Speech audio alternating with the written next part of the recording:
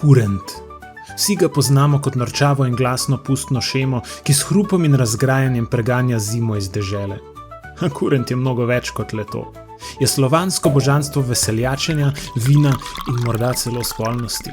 Nekakšen slovenski Dioniz. Ker so bile nekdaj zime še temnejše in bolj mrzle kot danes, je kot znanilec pomladi prinašal srečo in upanje v človeška srca. Tako je botroval radostnim praznovanjem polnim vina, plesa in razvrata, na katerih so ljudje slavili preživetje in vrnitev svetlejših dni.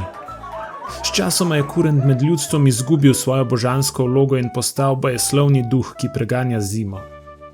Ko naslednjič zapusta zaslišite rožljanje kravjih zvoncev in zagledate radožive maske, ki vihtijo ježevke in zbirajo robce brhkih deklet, se spomnite na njihov izvor. Na veseljaškega boga sreče in zabav, ki še vedno bdi nad nami in nas varuje pred otožnostjo. V tej prvinski obliki ga boste srečali tudi v moji seriji domišljijskih romanov Skrivnost srži. Če pa si želite še več, komentirajte, všečkajte, delite in mi sledite.